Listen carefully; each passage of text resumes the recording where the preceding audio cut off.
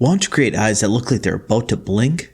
Today I'm going to reveal 7 steps that'll make your eye drawings jump off the page. Hi, David F. Starr here, professional artist, author, and your favorite internet art professor. Here are 7 steps that'll help you draw a realistic eye. Nothing scarier than a brand new sketchbook. Before we get into these steps for drawing, let's start with the tools. We have our pencil. Different pencils will get you different effects. B equals softer, H equals harder. I like to work with a large marking surface for sketching, and only tighter mechanical pencils for fine details, or small drawings. Now there are some different ways to hold a pencil. You can do it in overhand grip. Underhand grip, the classic writing grip, which we're going to avoid unless we have a little detail. But we're going to start with an overhand grip. You're going to take and hold the pencil like this, and let the weight of the pencil apply the pressure for the mark making. Also, don't grip the pencil too hard. You want to hold it loosely in your hand. So let's get started. Step 1, observe. Then outline the shape of the eye.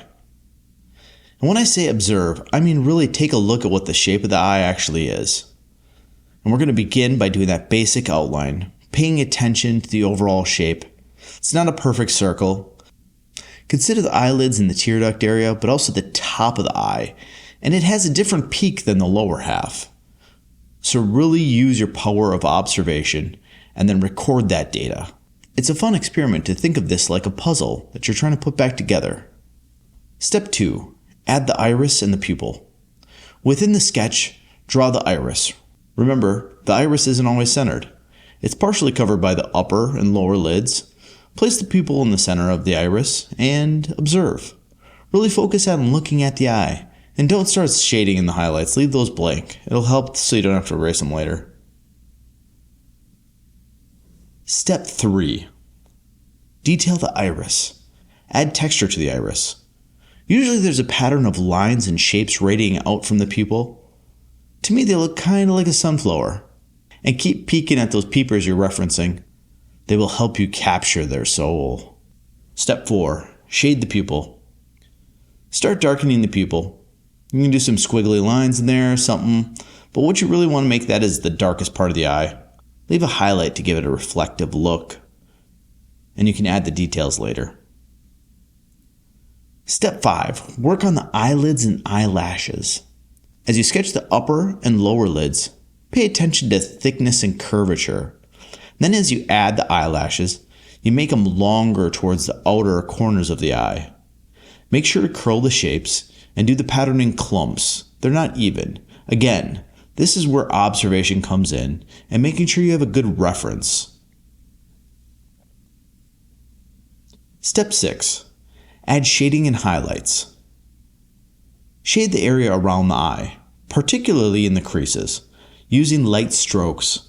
And you can add highlights to the iris, typically on the top side of the opposite where the light source is coming from.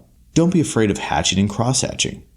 You can use smooth gradients, but these lines will help sculpt the shape of the eye and the surrounding areas. Remember, the eye is actually a sphere. Step 7, refine and add details. Go back over your drawing, refining details, and at this point, you shouldn't have any issues with proportions.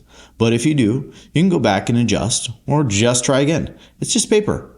And make sure you're stepping back and looking, and squinting your eyes to blur and see if everything looks balanced and neutral. And if it doesn't, keep working until you like it. Or take a picture of it and put it next to the reference and see the discrepancy. And then add in any tight details with a finer pencil at the end. Remember, practice is key. Don't be discouraged if your first attempts don't look exactly like what you want. Keep refining your technique and observing real eyes for reference. Also, when you work really hard at something, it'll look really cool.